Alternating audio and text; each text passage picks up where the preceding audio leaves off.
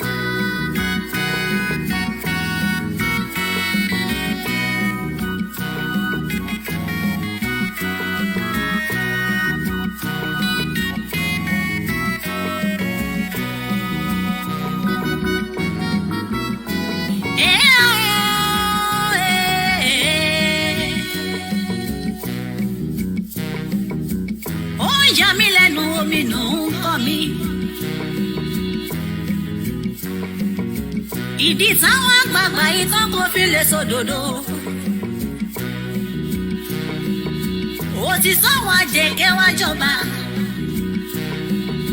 Ìran láwọn àgbààgbà ìgbèdánijọ́ kiri. Ó máa ṣe òye, ó máa gbúdọ̀ wọ̀. Àwọn ọmọ ní ẹgbùdọ̀ wọ́n láwùjọ.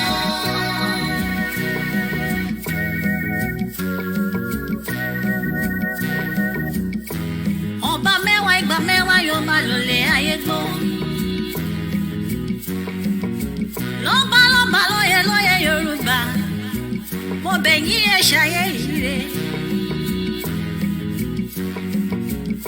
bàjẹ́ láyé olúgbọ́n kó má bàjẹ́ láyé àrẹ̀sà o. Kó má torí téyìn bàjẹ́ òye. Abẹ́ orí àrùgbó Yorùbá ó máa fọwọ́ rọ́ọ̀rì kú mọ́. Ẹ̀bá ọ̀nà lọ́mọ kékèké kú sí kiri. Òun lọ́kọ̀ lè lóko nílẹ̀ Yorùbá mọ́.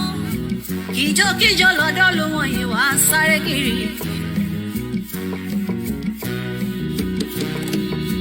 Ọmọ Yorùbá ẹ jẹ́ ká lélẹ̀. Bájọ́ bájúmọ́ á ń padà sílé bàbá ẹni ni. Ṣebí ewúrẹ́ yẹn ò lọ ṣọmọ yá àgùntàn. Àgùntàn ló ní màmá mi òbí dúdú òye. Ṣebí látọdún tá ti wà nínú Nàìjíríà yìí. Ìdẹ̀ra là ń fojoojúmọ́ béèrè lọ́wọ́ wọn. Ṣùgbọ́n òmìnira náà fojoojúmọ́ fún wa mú.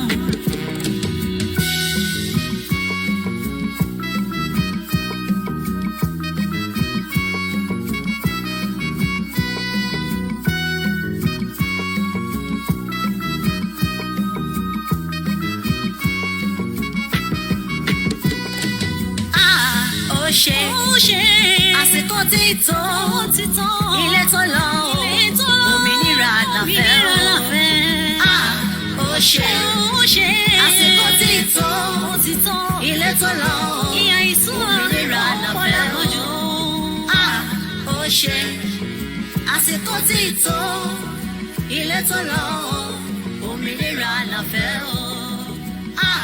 ó ṣe àsìkò ti tó. Ilé tó lọ òmìnira làfẹ́ ó ṣe àsìkò tí tó. Ilé tó lọ òmìnira làfẹ́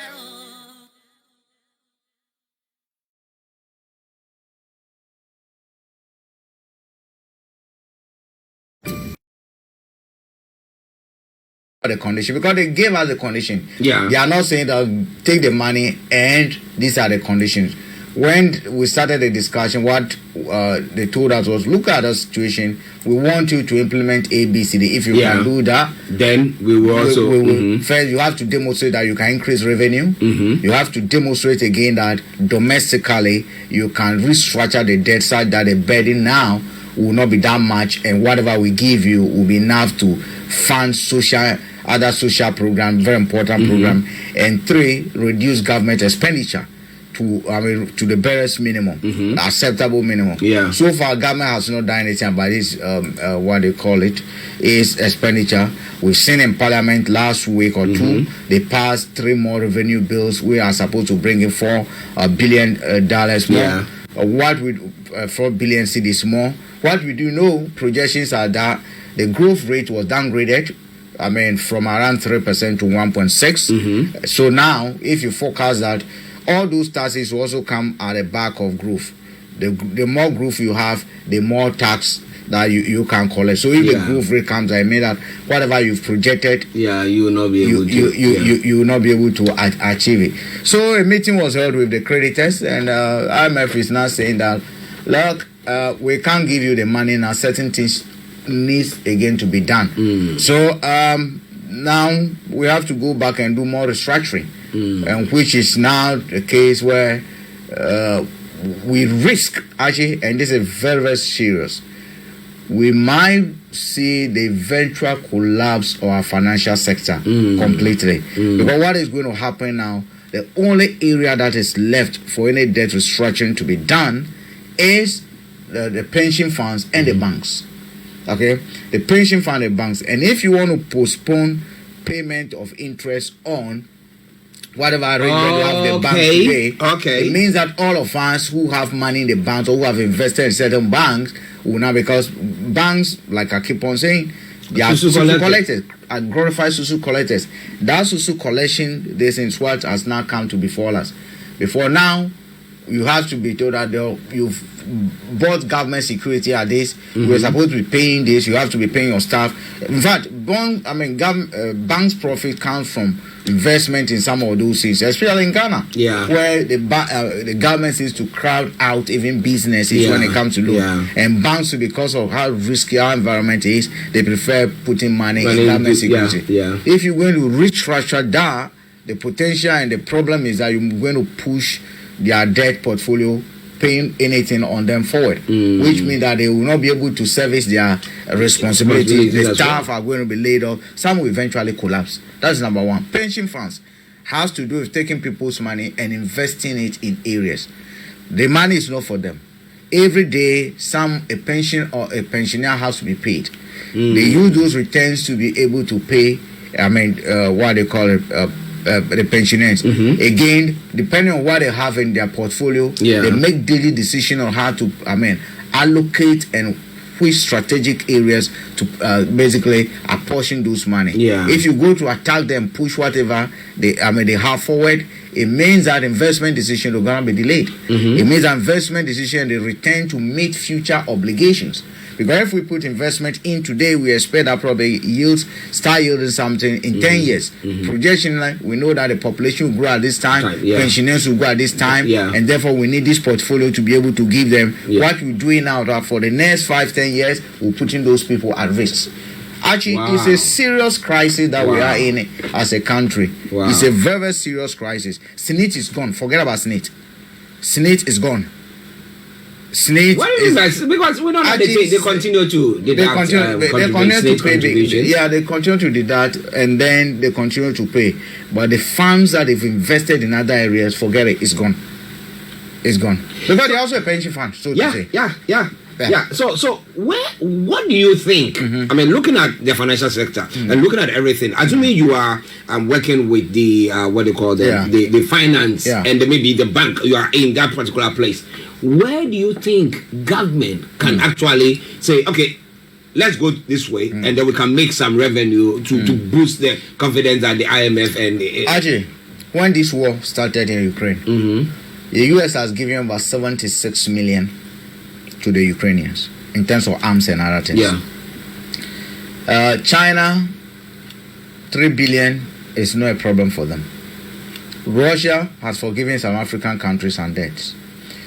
You need to start showing as a government that you are serious about the problem, that you acknowledge that you messed up. Actually, you have to first, that's why even if we go to the church, the Catholic has this, you have to go and confess your sins. And that confession of sins, although now people look at it as a ritual, is supposed to show remorse. It's supposed to do an introspection. And that's why you are even questioning whether what you are saying, whether it's by compulsion or voluntary. Because you're supposed to, that when you confess that you've done this, it's supposed to be a point of a turnaround where you do not go back. That's why the song says, I have decided to follow Jesus. No turning back. So they are all linked together. As a government, if I come before you as a pastor and I say, I've committed these sins, but I know I've strengthened myself, and you can see that I'm demonstrating that I can still commit murder. And I come to confess, that pray for me for the murder I committed yesterday. Meanwhile, I've cocked my gun that what you are praying for me, I tell you, Francis, if I get him today, you praying for me as if I get Francis, I'll blow his head off. Actually, what will happen to your prayers? You stop and ask, what is going on?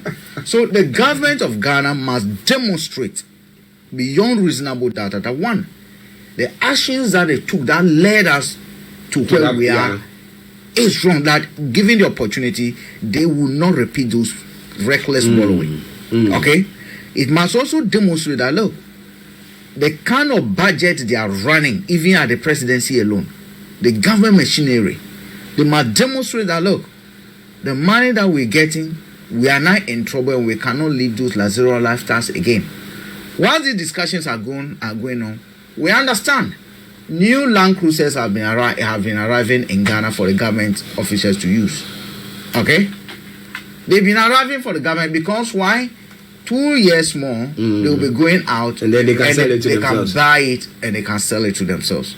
The government has not demonstrated that, look, they are doing a restructuring within even the presidency. Because you take the staff level, how much they are paying them, it's all wastage. So it must come first from the gun. Look, very soon we're going to be hearing reports that IMF deliberately is delaying this because they are stretching because it's their responsibility. Yeah. And you know what? Now that IMF has put an advisor at the Bank of Ghana, why they are telling you that you cannot again be printing money like the way you did from the year 2000. Yeah. Before election, they printed a lot of money. Yes, they printed a lot of money plus COVID money. That's what showed up the country. This part of this inflation we are seeing is coming from there. Now the person over there now, they are just telling we now put a police on you. You cannot do that, right? Now the U.S. government is also putting someone at the Ministry of Finance. What they are telling the Kenofurata, we don't those bond inside trading that you do with what you call your cronies and other things is not going to happen again.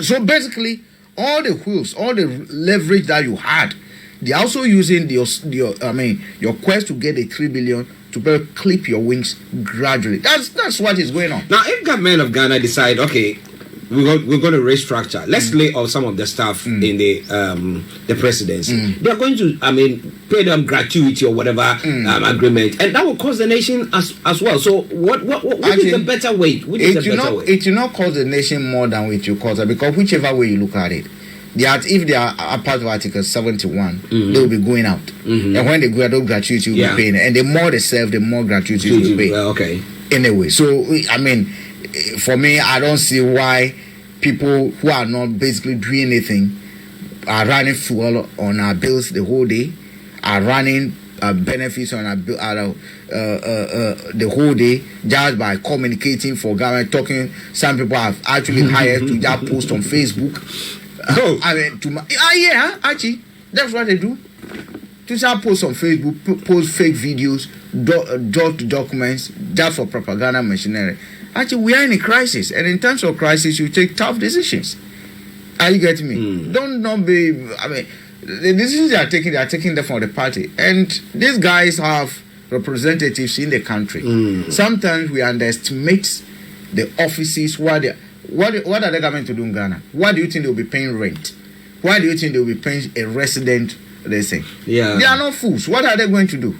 When they need, if you need them, you travel. If you want, what do they need? Well, they don't trust you. Cry. And don't you think they have meetings with others, civil society? They also understand they have their own machinery of monitoring.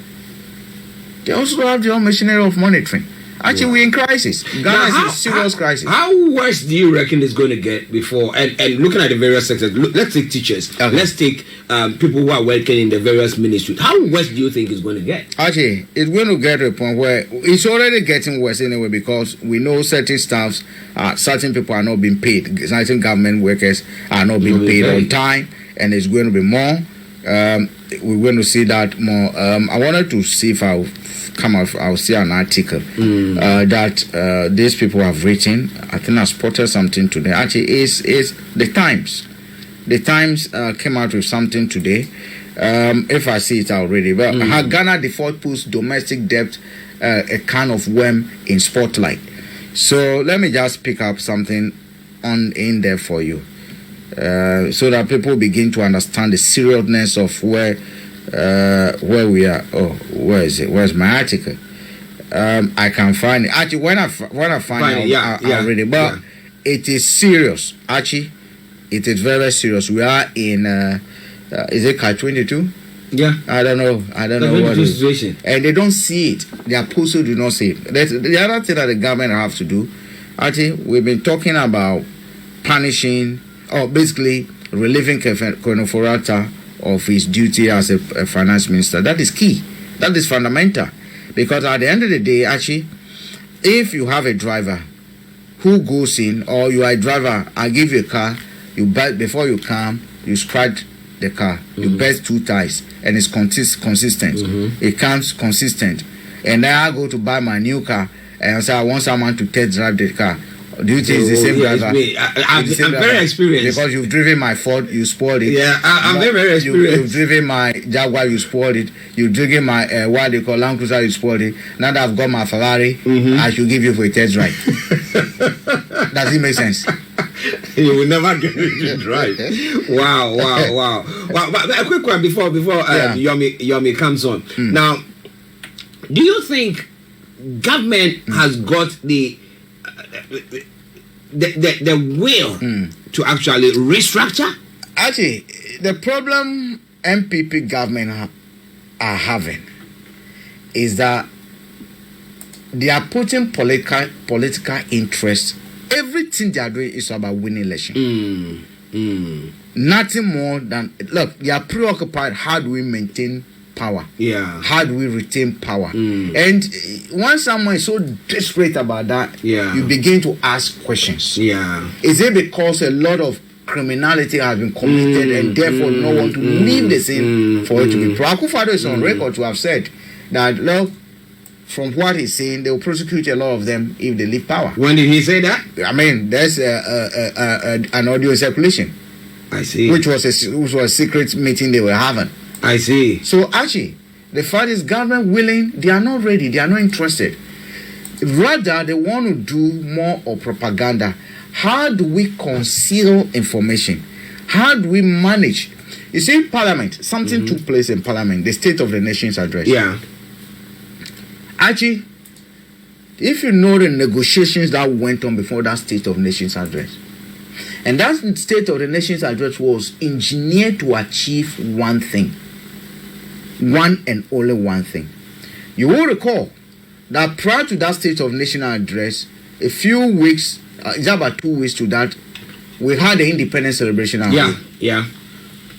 Before the independence celebration, we have Mahama, who had gone there and was supposed to have even stayed. People were saying, oh, stay and celebrate. He said, no, I will not stay because MPP has over-politicized the independence celebration.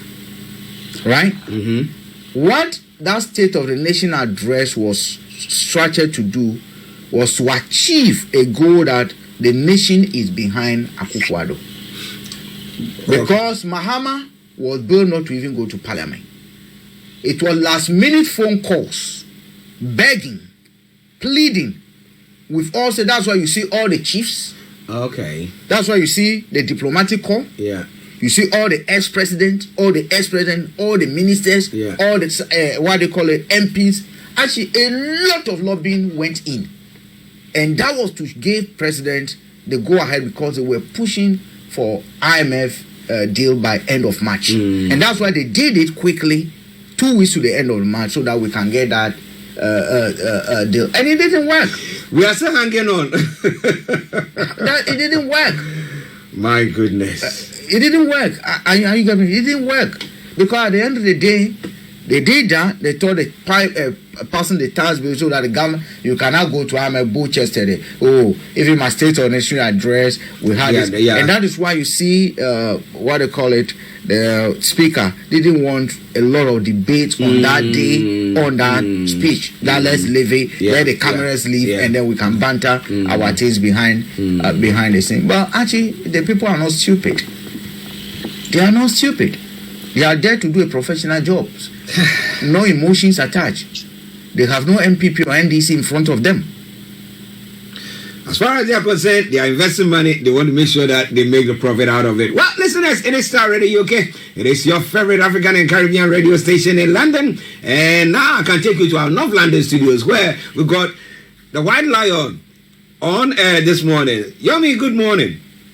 Well, a very good morning to you back in the studio, Archie, and also Frank, and likewise the rest of the the engineers that are working behind the scene. And welcome to the last day of the week. It is the Friday. Barakah, the Juma, Ramadan to all our Muslim brothers and sisters, and those that are not fasting.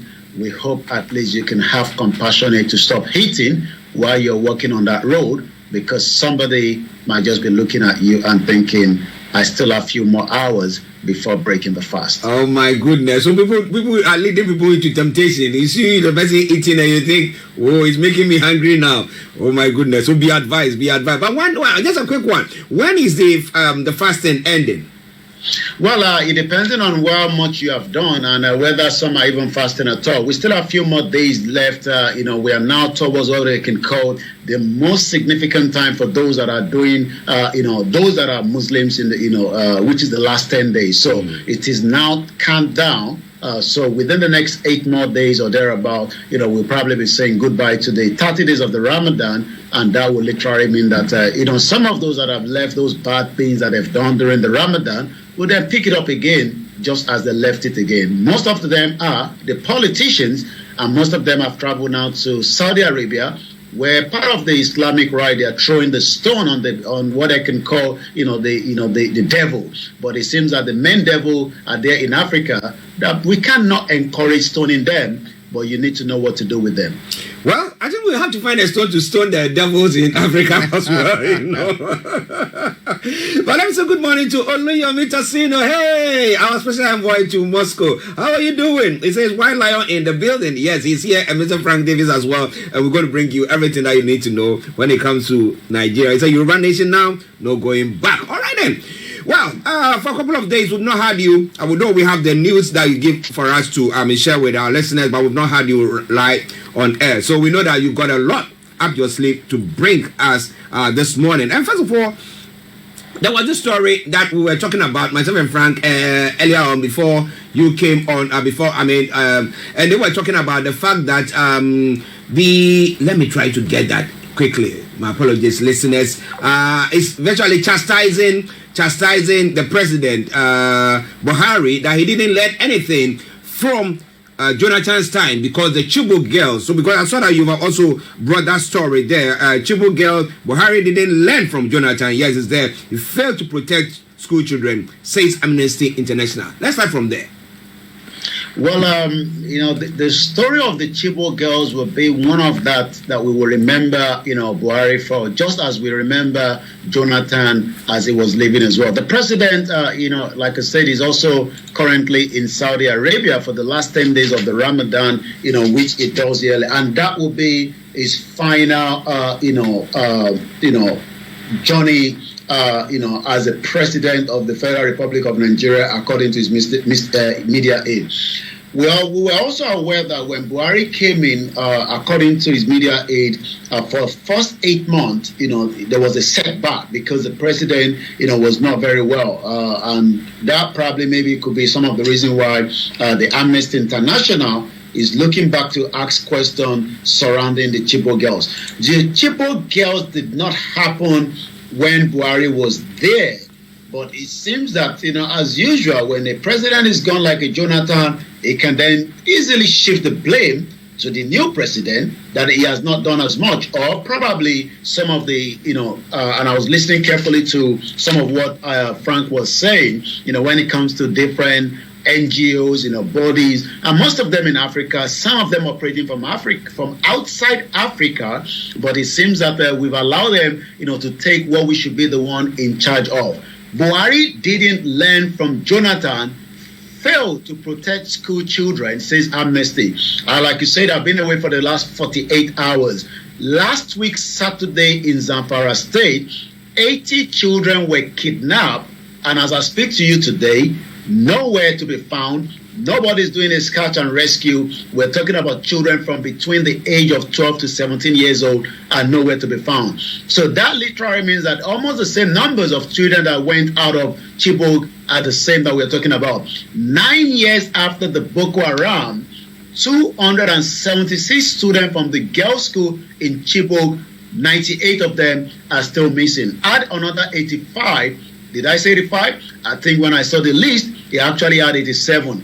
And he's continuing to go on, even though the president have changed, his security architect. Remember that it took him a while before he was able to bring in the new faces of the chief of army staff. The old chief of army staff is just somewhere in Benin Republic. I'm talking about Buratai. Probably less to do now, but still selling his snake poisoners that he said made him to have enough money to fund the lifestyle of his two wives. lives in Dubai, buying property worth millions of dollars. Star Radio UK, I'll come back again to you in the studio. Wow, listeners, quite an interesting story. But Frank, let me just pick your mind quickly on this one. Now, we look at legacy. So when you have any leader comes, they try to put some things in place so that tomorrow, if they are not there, everybody can say they did that, they built that, they did that. And if you look at Buhari, he campaigned on the Chibok girls issue. Said that he's going to come, he's going to deal with them. And we were all thinking, well, he's an ex-military leader, so I think he's got everything up his sleeve to do it. We didn't see that, and he's now going to leave office. And we have Amnesty saying, chastising him that you didn't learn from what Jonathan did. What do you think his legacy is when it comes to that? When you look at athletics, anytime there's going to be competition, you are sent there for a purpose, and we all back you for a purpose. You go, you come, you're supposed to bring a medal. If you don't come, if you don't bring anything, you participated, and that's how we call you. Sometimes we say, okay, you set new national records. Sometimes you prove on your record. If not, you were just a participant. The question is, when Buhari was being voted in, what were we expecting him to do? That is the goal that we gave him. Amongst other things that was, that we needed help for, is someone who will be able to name the issue of Boko Haram and that terrorist group in a back. Now, look at it on the score. What has it achieved? Yes, a bit of domestic reform, diversification of the economy a little bit, but when all is said and done, the objective we gave you was to run 100 meters. You do not tell us that you failed to win a medal at 100 meters and tell us that, oh, you offered to do 60 meters and that one you came third. It didn't want. We voted for you on a promise that you were coming to the 100 meters. So on that score, complete fail. Because it's as, the incidents have even increased. The number of attacks we've witnessed under his reign, the way he's actually acted, any comment that he's made, the inactiveness of him. But actually, you don't blame him. Even if 18% of the time he spent outside the country treating himself was used to concentrate on solving that problem, probably would have gotten a headway. Wow, a sad one. But Yomi, what are Nigerians saying about this? I mean, the Chibok girls, the families will be, 9 years or 10 years on? What exactly has happened? What are the families saying there? I think the main, one that a lot of us talk about is Lee Shuaibu. Lee Shuaibu was the focus, and it seems that when people talk about the the Chibok girls, we focus on the Lee Shuaibu. The reason why she was different was because she was actually told that she had the opportunity, to be returned back to her family, by these terrorists, they are deadly terrorist organization, and they've been in Nigeria, for a very long time. We're talking about the Boko Haram. By just saying she believed in Islam, and she actually said no. She has given back now, according to information that we know, to one of the Boko Haram terrorists, but she has not yet been returned, including about another 97 children. Nigerians, like Frank was saying there, thought that Buhari was going to be like a game changer. Being a former military dictator, he will understand, those and what to do. But it seems that, the level of corruption within the military has not been able, not that the Nigerian military is not as very strong. We have a lot of intelligence coming on the ground. But when you have a military patrol vehicle that doesn't have petrol inside, with a country that is about 6th largest crude oil producer, then you know that from top to bottom, like Buhari always say, it is a complete failure. And like Buhari said when he was coming in, I was asking the question, he says, I'm not for anybody, I'm for everybody. He has done his best according to him. He's now going to be handing over to the next person to deal with some of the problems that he's actually leaving behind. Archie, I'm beginning to believe that we need a bit of standards when it comes to politics. Our constitutions, in my view, are too loose and weak. You see, in China, to become even a district officer, a district descent, you should have gone through a bit of training. You should have graduated from the system. You should have graduated. I'm not just talking about degree holding. You should understand what how to serve the community, how the community serve, and then what the overall objective of China as a society, where we want to get to in the next 10 years. your rules, your responsibilities. This president that we have has gone from the grassroots, serving at different levels, learning through it over years up to the presidency. For us in Africa, we just take a few guys who can make noise and then come and say, I do believe that, look, we need certification. Look, think about it. A doctor needs to prove that they can serve. Yeah. If not, you're not going nowhere. Even a driver needs to prove that they can. Yeah. Right? The only thing that you don't need any qualification for to do is be a politician. If you're popular, you can be. I mean, actually, no, think about it. It's true. You don't even nails, common nails, when you are polishing your nails, you need to prove that you can do it. Yeah. Carpentry, you need to prove. Even people who do coffins need to prove. But the greatest assets that determines the whole the life of a generation in nation, we don't need any qualification for it. I think it's about time we begin to look at whether we should satisfy. You have to prove that you qualify to be a politician before we vote for you. You need to sit an exam. These are community. These are questions. How will you be able to provide us water? Assuming you don't have funds from the government, assuming IMF has introduced this policy, this program, how will you navigate it to be able to ensure? I think we need to come to a point where politicians must take exams. I seriously believe that. Tinubu will tell you that he was a former Lagos State governor and he did very well, and that is why he has it. They're also very happy because Tinubu's name seems to have popped up on the Forbes or the Times. I'm going to get that right now, and he's actually really flexing on that. And some even went out and said, well, even Pablo Escobar name came up on that time as well, and that doesn't make any difference. But I'm going to get that particular headline because it's actually posted on his own timeline. He's not back in Nigeria. Nobody still knows his location. He's not in Saudi Arabia, but we know that the last thing we were told was from Paris, where he's resting. He'll be heading to to Saudi Arabia. But it seems that Nigerians have come out to say that Tinubu name on these new timeline that has been put out now is something that they're jubilating. But I'm going to bring that story a little bit further, just to buttress what Frank was saying there. Wow. Listen to Starr Radio UK. It's interesting what happens in Africa. Well. So how do we get them to certify that they can actually do it? It's one thing saying and it's one thing performing. We need to get together. And it has, first we need a plan, a national plan.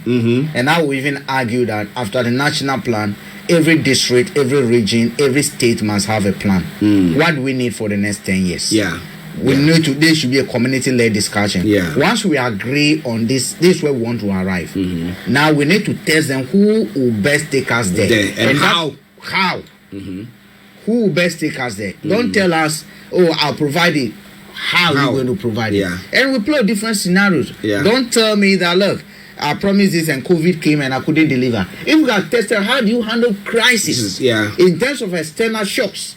Because some of the crises African countries are failing is because the donor country that used to say, look, we used to have a budget where we tell our education 40% or 50% of the budgetary support or money come from outside.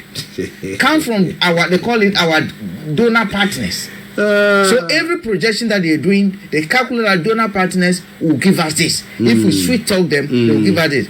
COVID came in and the donor partners said, you know what? I'll use the money I'm giving you to solve to put into the development of vaccine, and you can have that vaccine because you do not have research institutions and medical facilities enough to be able to develop those vaccines. Again, my foreign aid is for everyone. At the end of the day, it's not tied to Africa. Ukraine crisis has come. Syria crisis has come. Afghan crisis has come. They are also what?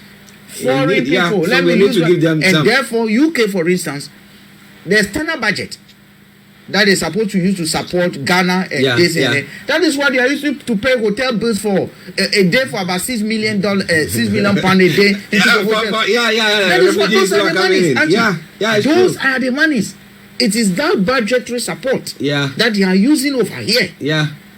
So when they are telling you, we are in crisis, it's because the person who was giving say, no, this time I also have an equally important thing to do with that money.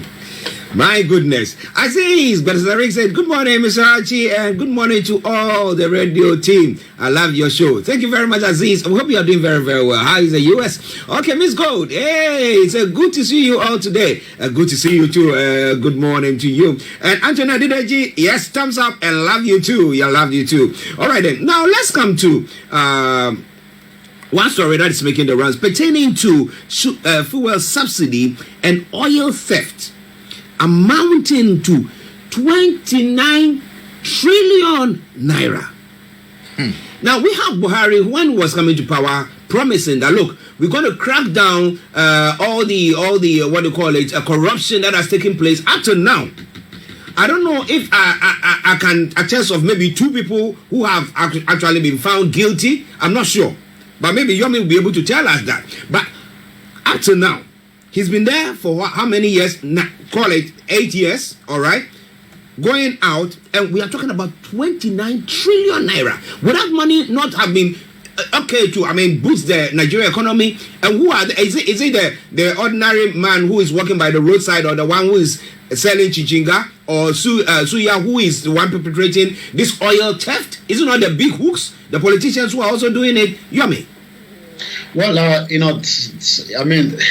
when you look at the amount of money that we've lost in the revenue that should have support, millions of Nigerians. I know we didn't have the opportunity to review the Starr Radio UK Wednesday program on Thursday yesterday, but just under a quick brief and summary, we actually discussed the unemployment rate in Nigeria, and that's about 40.6%, and that is quite alarming because I went back to look at whether it is the fault of this new government or the previous government that did not put measures in place. And I was able to look back to say that even during the Jonathan, the record was not as good as well. And those records are coming right behind you. You can look at the statistics that, as of 2014, the Nigerians about 14 million. Why are we talking about this? Because when you look at the amount of money, that has been taken, or should I say stolen from the crude oil, then this should have made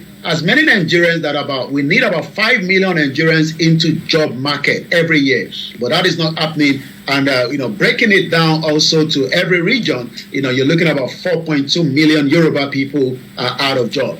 The federal government yesterday told us that the amount they are spending on the subsidizing of the petroleum motor spirit, popularly called petrol, between 2005 up to 2021 has got 13 trillion naira, adding that the country also lost 16.3 trillion to oil theft between the same range of 2009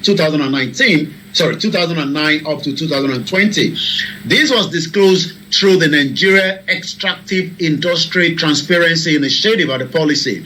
The question then again is, who are those behind the oil theft? Like you said, it is not just the man, yesterday, I think day before yesterday, I was actually asking, this is an 100 naira. How much can I get out of this with a pure water?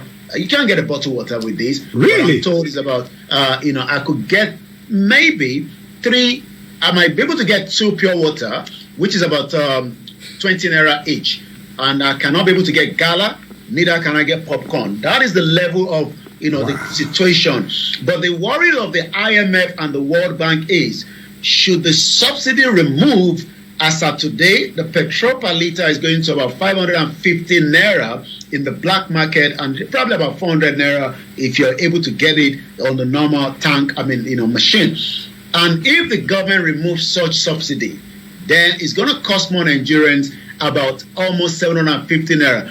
The finance minister told us again that almost $800 million have now been given to the federal government to probably disburse between 50 million Nigerians to prepare their mind that come June, the new government might have to remove the fuel subsidy. Also, the NLC, different NGOs, different organizations have said removing the fuel subsidy might ignite the country. We've been hearing ignite the country, but the country still remain one. But how long it will remain one is a question that a lot of people are asking this morning.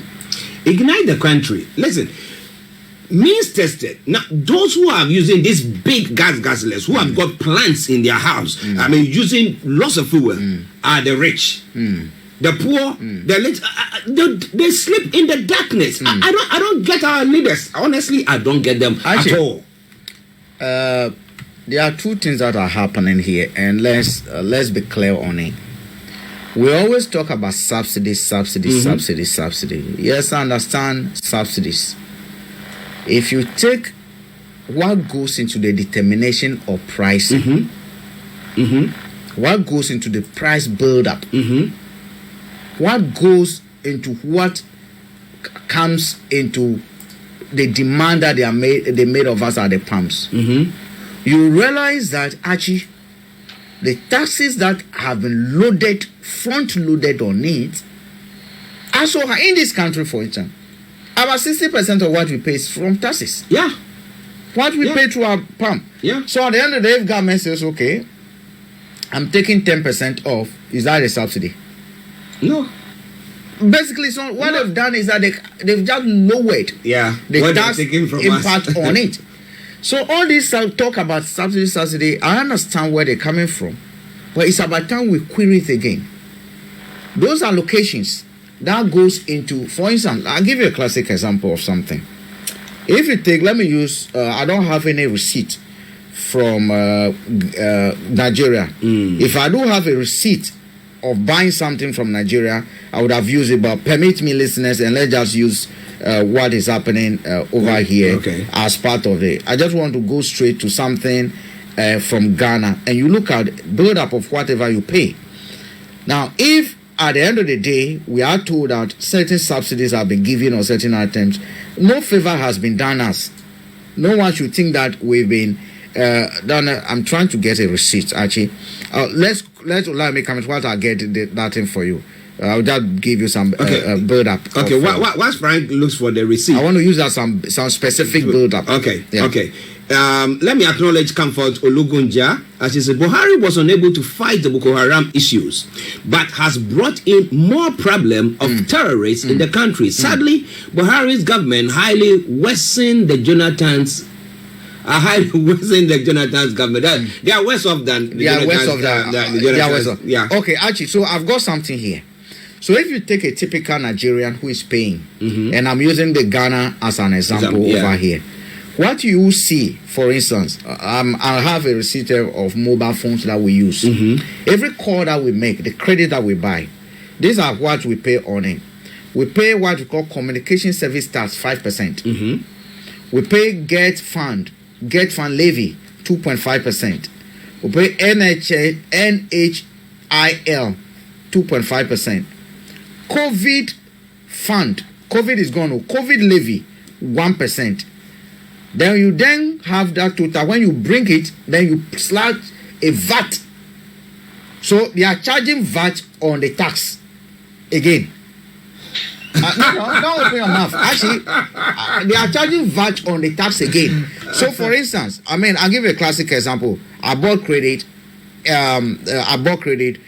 My consumption was 18.5 Ghana cedis. All right, 18.2 Ghana cedis.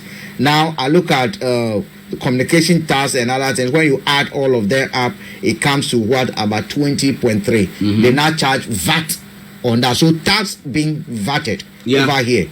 So from 18 cedis, I end up paying 23 cedis. Assuming government comes in and say, okay, I'm giving, what do you call it, a subsidy of 5%. It's just one tax that they've taken out. So in effect, it's not even a subsidy. So this issue about 13 trillion has been given in form of subsidies. That should be questionable. We need to find out what goes in there, the computation of the fuel prices that Nigerians are paying for. Because I bet you all kind of nonsense taxes, we are not looking at how much money is being wasted by official board who attend board meetings. Look, what did this person do? Is it Tanzania president? Over within a week, fire the whole board, sack people because of wastage. So me, I don't buy into this subsidies issue that much. Well, Frank doesn't buy into that. What do you think about that? Lots more going to be coming your way from here. Starr Radio UK, your favorite African and Caribbean radio station in London. Let's go back to Yomi for the rest of the stories making the rounds. Over to you, Yomi.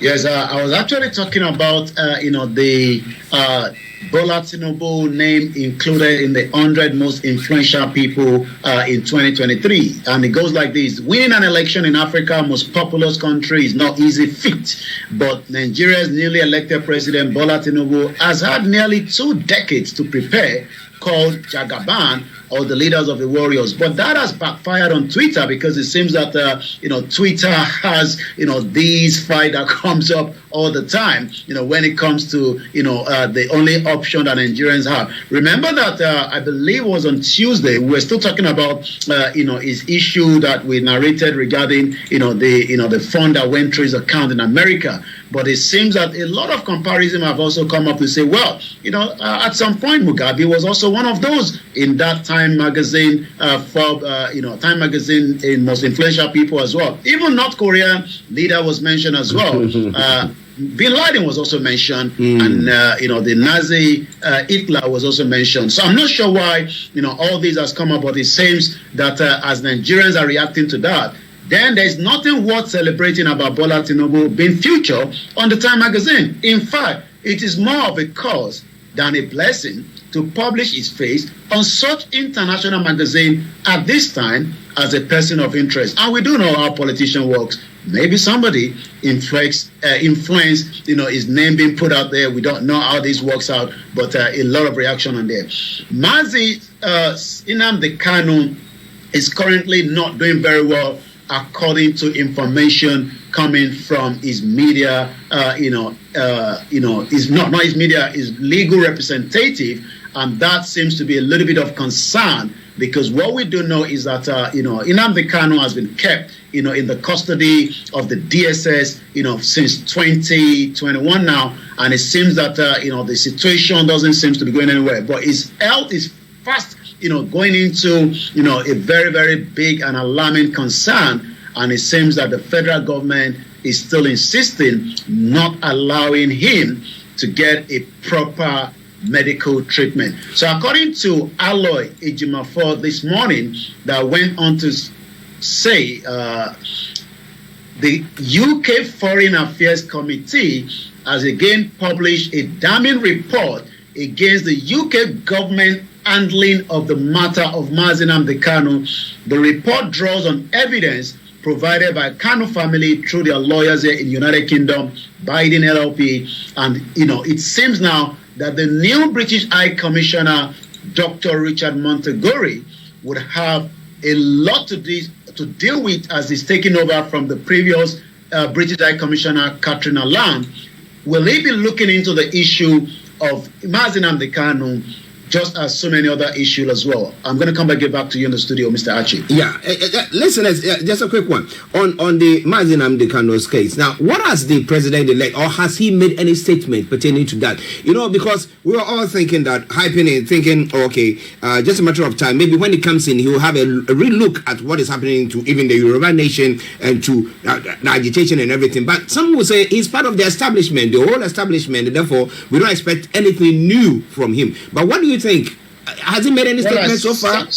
Well, he hasn't said much. Even during the campaign, we didn't get much out of how the new president-elect, Bola Tinubu, will react or deal, with the current situation of those that are agitating, for the complete, disintegration of the country, and likewise those that are also asking, for what we can call, maybe a true federalism that will reflect, who we are. But in the case of Nnamdi Kanu, we would have to know after May 29 how, the incoming president would have to deal with such, especially with the relationship between himself and the United Kingdom. We also know that, during the Good Friday, we know we have a very long break and have been off for like 48 hours. Peter Obi was stopped right here in London as well. It seems somebody in UK is putting himself out to be Peter Obi, and that literally made him to be stopped. The British government has apologized to that, but we don't know how that actually flagged up. On his way to London, he was stopped, questioned, for some time, by the immigration officer in UK. So the new British High Commissioner have a lot, when it comes to the relationship between the UK and Nigeria, as it's now taking over from Katrina Lang. Now let's talk about the one who that stoppage of Peter Obi, alleged Peter Obi. Was it Peter Obi himself who was in the UK, or somebody who was impersonating him who was stopped? Can you somebody, clarify? According to information that came out from his own media aid, and this is what we know. Like I said, all these, we're going very fast. When the news came out, people, thought it was probably, one of those other news that we hear all the time is not true, is false. But eventually, the team of Peter Obi confirmed that it was stopped here in the UK. I'm going to bring that up in just about a few minutes. But once again, this is still the finest African and Caribbean radio station in London. So what do we know?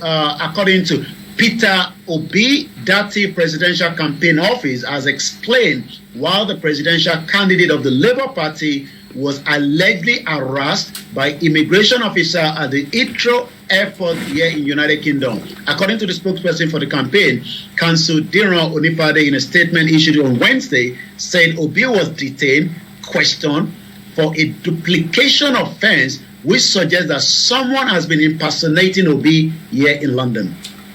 So someone had been impersonating him, and therefore, that's why he was stopped. Yeah. Oh wow! I mean, they had to do their work, and it was good that it was stopped. Yeah, I mean, it was good that, because if not the airport, it could be somewhere bigger. And it's good sometimes when things like that happen. It's a blessing in disguise. If someone is impersonating someone, defrauding, using his name, tomorrow you never know what to can be blamed. So for me, I mean, the Labour Party is cleared, and it was good. Yeah. Okay. Listen to Starr Radio UK. Updates from Nigeria with Miss Olayomi Koiki, with me in the studio, Mr. Frank Davis. But let's go to Yomi for the rest of the stories making the rounds. We know that the Central Bank of Nigeria has proposed that banks should transfer funds. Yomi, so if you don't go for Nigeria, one of the accounts that you are not using for 10 years, they're going to take your money. Is it that when you go back, you can get your money back, or what?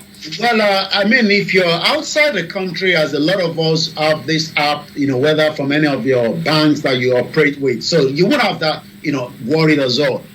But if you're one that have had an account in Nigeria, and you've not been to Nigeria for some time, maybe because of immigration, as a lot of us are facing here, or for one reason or the other, you've not been able to link your name into your bank, because there's a lot of things that you need to do now, to be able to have, the proper online account. But it seems now that, dormant account unclaimed fund, the Central Bank of Nigeria is now ready to mop up, so many Nigerians, whether at home or outside. So if you're one of those that you think maybe you have a little bit or small, maybe it's time for you to quickly work on that. If not, the central bank might mop up the money. The Central Bank of Nigeria has proposed that banks should transfer funds in accounts that have been dormant for up to 10 years into a trust fund account.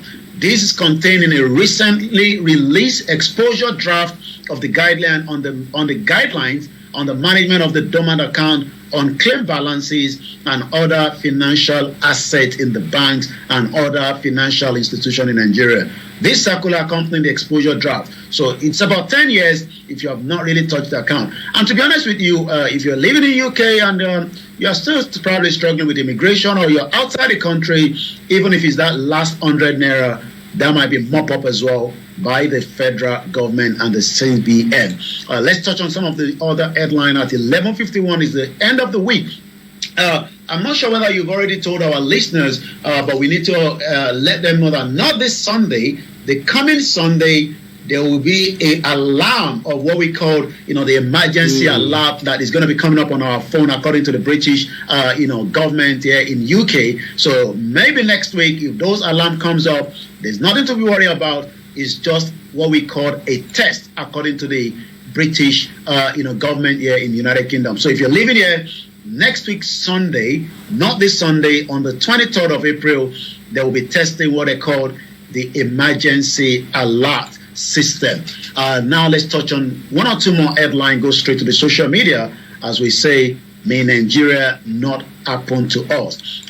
Information is just coming up that motorists and commuters are now stranded in the Lagos-Ibadan Expressway gridlock.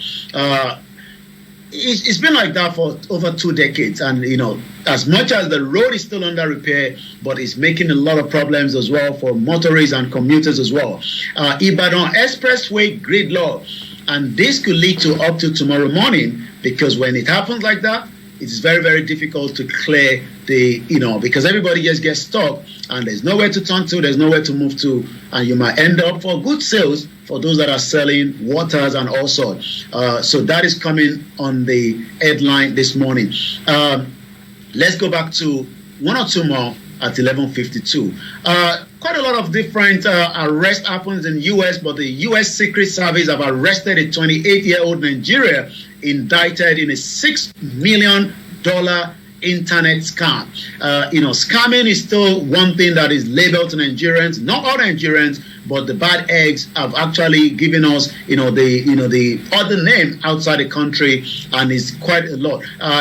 We've talked about a particular one called Hush Puppy. Hush Puppy, was a very, big spender. But later on, we find out that he was actually spending money that doesn't belong to him. Travel between Dubai to France to different countries, with a lot of money. He was based in Dubai until he was arrested, by the U.S. and the Dubai authority. But according to the information, the first of the 3 defendants, Kosi Gonsin Simon Abel, age 29, has been extradited from Canada to the United States to face a federal indictment, and is scheduled to have his initial appearance today at about 3 p.m. in the U.S. District Court in Greenbelt, U.S.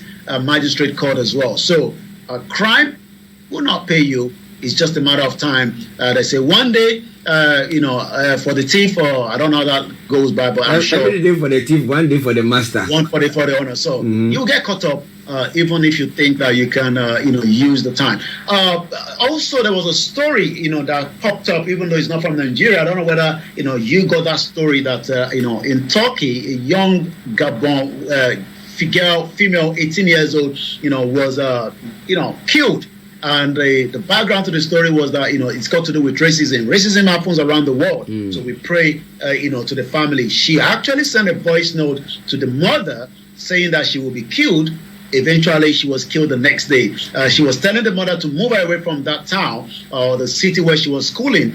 But it seems that the parent probably thought, as a female, she just wanted to have a good time.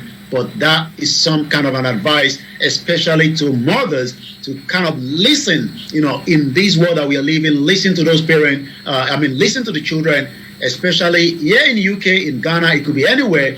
But 5 grown-up adults have been arrested, and you wonder, one of them I saw was even struggling to walk. And the question is, what could have led to this innocent girl being killed, in what we can call, a racism attack? Zamfara police have managed to rescue now, it's coming up from the headline, out of the 85 people, or should I say Zamfara rescue 9, 85 still held. Remember that we talked about the children that were arrested, but the information coming on the screen right now says the Zamfara State Police Command said it has rescued 9 victims by the terrorists in Kuchiri village of Tasafa local government area of the state.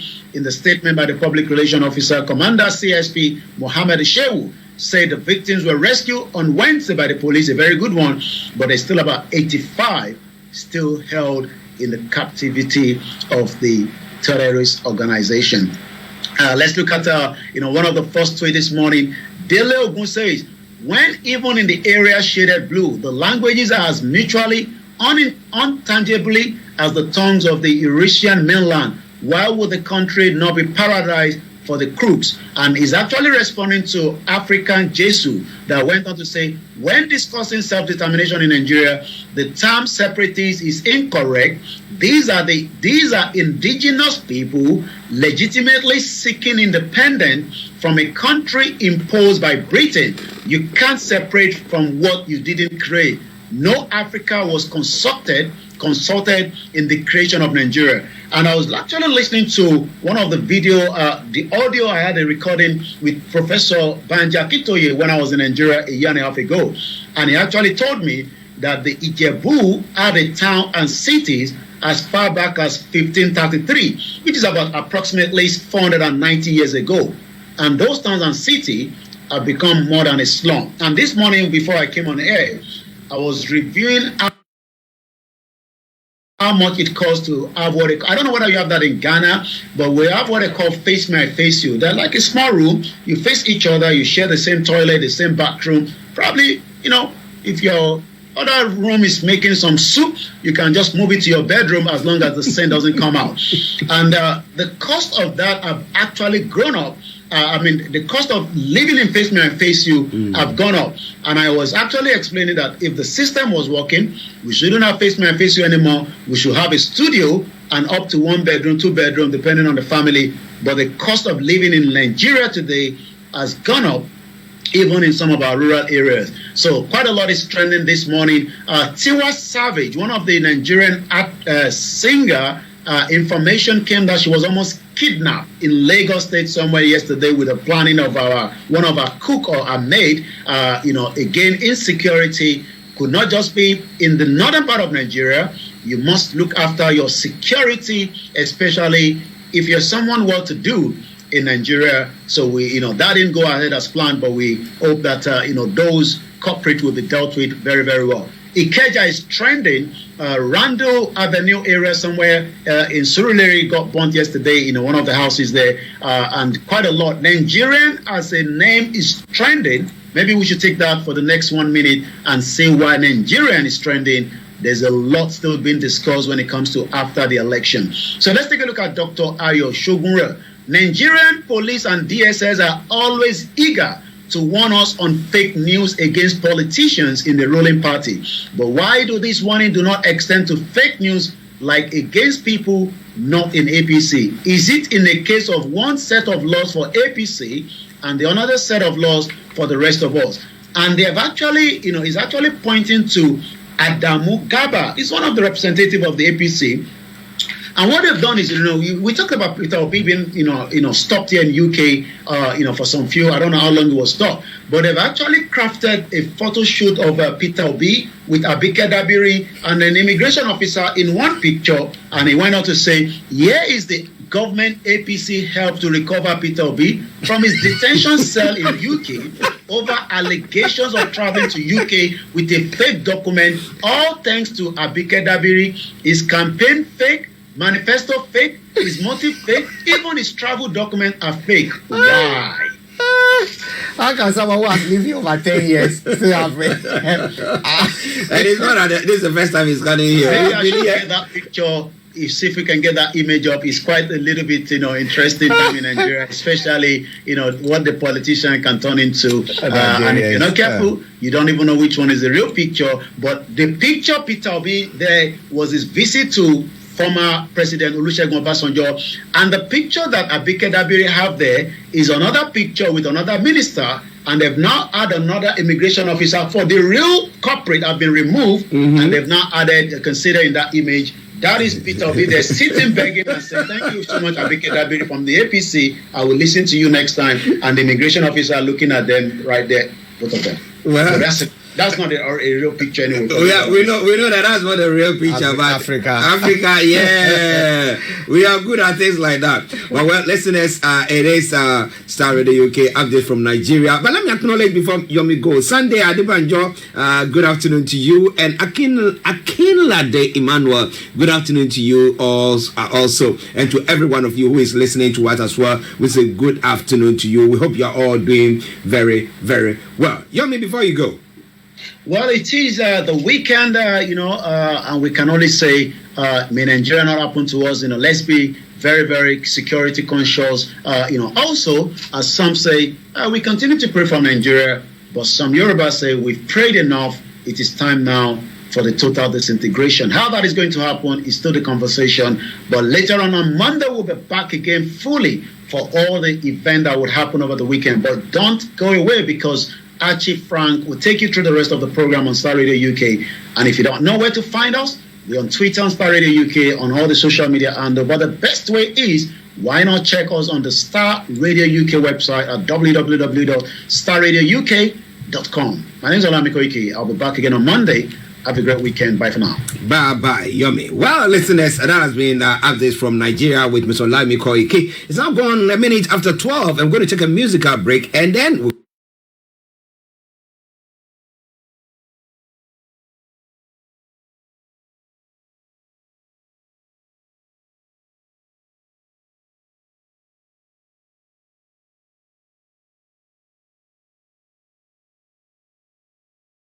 let's just go for that probably about 30 minutes or less if you restart system, and then because I couldn't get the YouTube fit in. So when I come back, we will then have the afternoon break. We had the first one in the morning. Thank you so much, my brother Koiki.